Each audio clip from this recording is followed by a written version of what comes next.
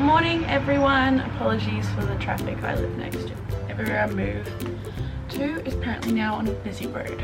It's Tuesday and I no longer can see you, so bear with me. So I went to the spinning class last night, or whatever they actually call theirs, the ones where you sit on bikes, and I got through it, made a few mistakes, had the nice instructor come over and like help me work out the heights and everything of my bike for me, and then he was, yeah, so just like write it down or take a picture so it's easier next time. I'm like, that's a great idea. Walked out of the class afterwards and totally forgot to do that, but that's not the worst bit. 10 minutes into the class, my water bottle fell out of its holder like in the bike, and I'm like, just play it cool, it's fine, it's not like it's leaking or anything. And then like 5 minutes later it bursts open and just goes everywhere. And of course your feet, you strap your shoes into the thing, so I can't just get out. It took me like 5 hours just to get out there, like frantic, like no, it's gonna, like the water was traveling very close to the girl next to me's phone. And I was like but I got out of it and her phone wasn't damaged. I don't think she even noticed. Luckily I had my towel there, so I just used that to sop up all of the water that went on the ground. Lord. And because my knees, fun fact, because my knees like turn in, if my feet are straight, then like my knees kind of like turn in. When you're in the pedals, it makes your feet go straight. So then my right knee was like angled towards the one of the metal bars of the bike, so it just kept hitting it sometimes, which wasn't like super painful in the class, but now I have some really beautiful bruises. And during today's team away day, one of our team members is like really awesome at trauma informed yoga, so we're going to be doing it, I think, a bit of that today. And for sure that's going to involve being on, like having to go on the ground on my knees, so I'm not excited for that, but it's alright. I'm just really happy I went to my first class, and I think that's all I needed was the personal trainer being like, oh, you should do it.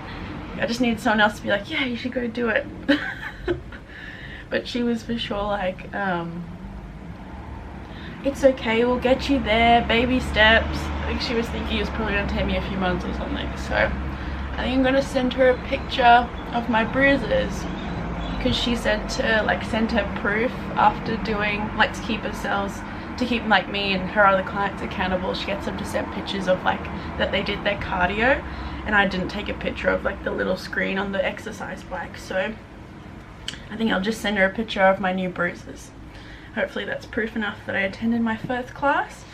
I'm not super sore, just I think I have bruises now on my butt and then on my knees, but I think I'll try and attend one of their other classes today, not a spinning class, a different class. Anyway, finished editing that video and it went up, and I'm already getting some comments that you guys really like it, so that's awesome to see. There were like a few areas that as I was editing, like I already said, I think, that I realized I'd forgotten, so I just kind of chucked them in like as text on the screen, so I hope you don't mind that.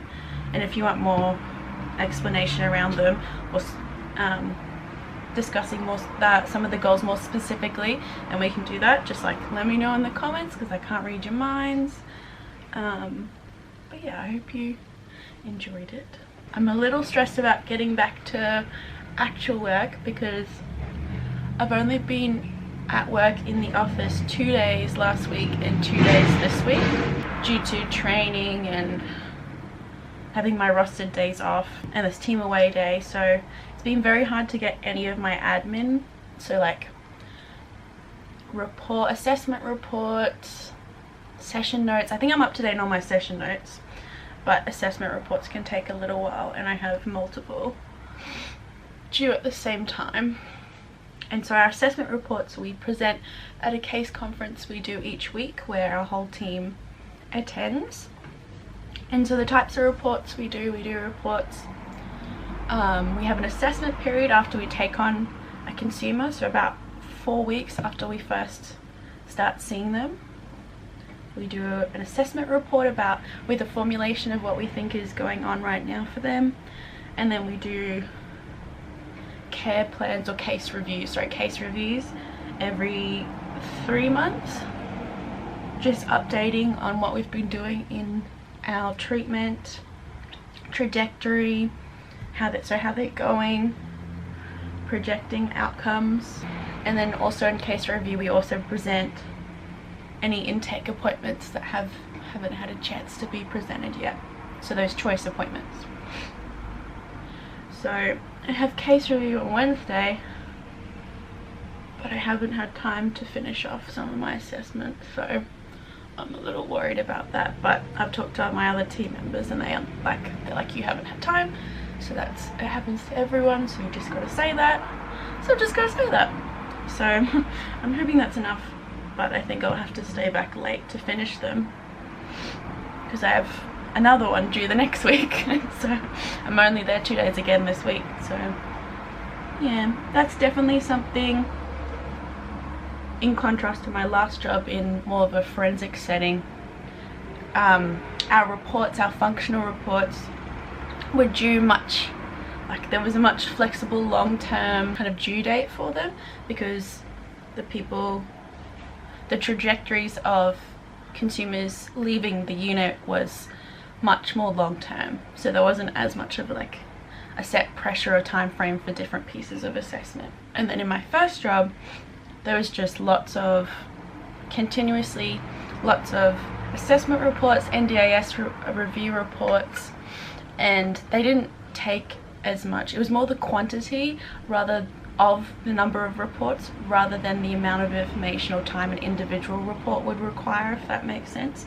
Whilst here, an individual report takes hours and hours, whilst NDIS reports could take, like, if you know them really well, 30 minutes, maybe up to like an hour. So just differences, but I definitely enjoy doing these types of reports much more than NDIS review reports, especially when I was doing them for kids I didn't know very well. So it was like trying to read all their session notes was a little stressful.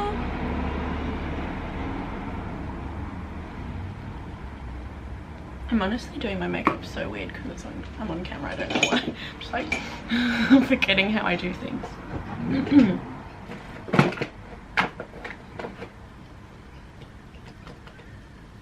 I'm also not using the mirror I normally use. Maybe that's not helping.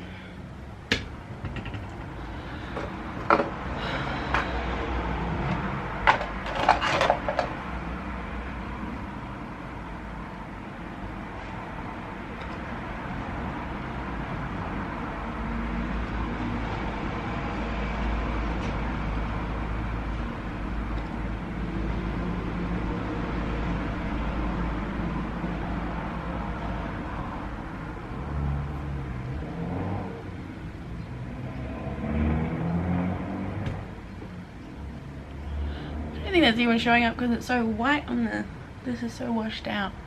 I am putting a shade on my face. There's a bit of hair. You are getting excited about the day.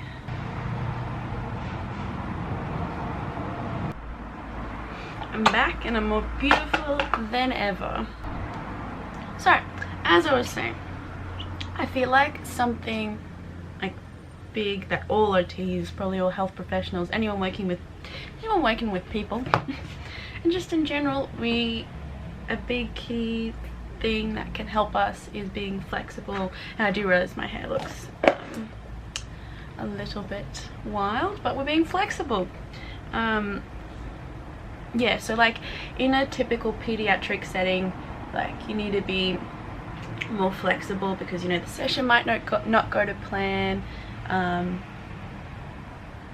Be ready to like grade things up and down, meaning change the difficulty.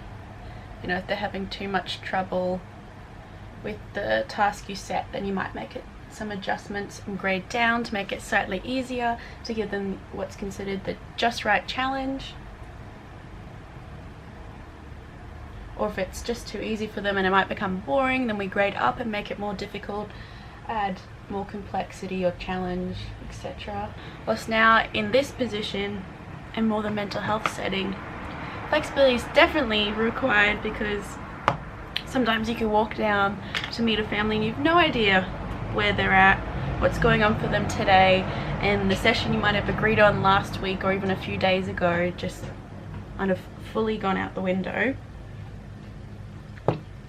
So you really have to be like responsive to their needs right in that moment. So it might be end up being crisis session, so doing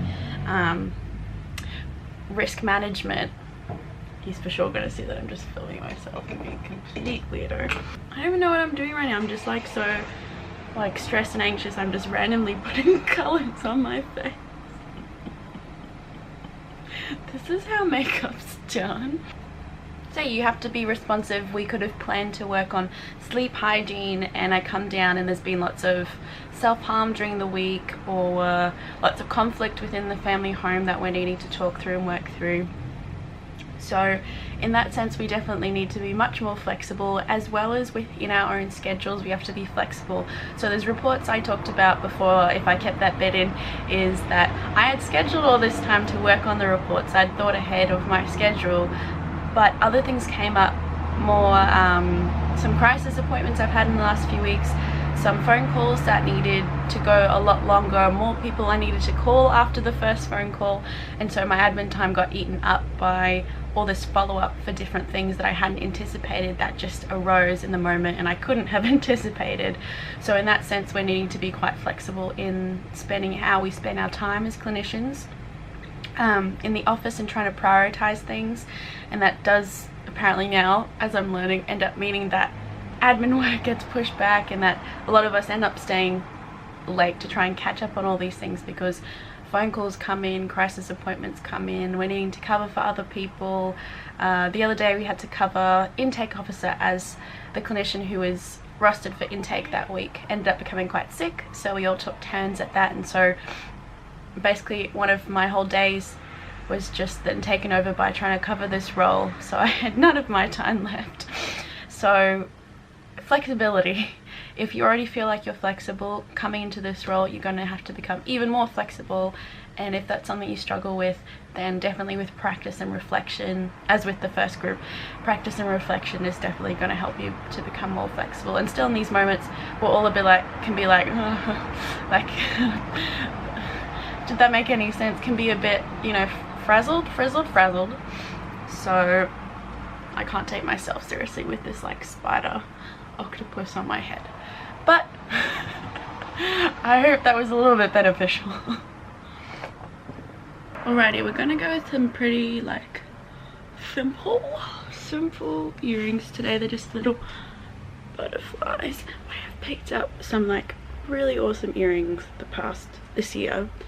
So these are some of my favorite ones that I got from the Christmas fair trade markets here. So they're from the Tara projects in India.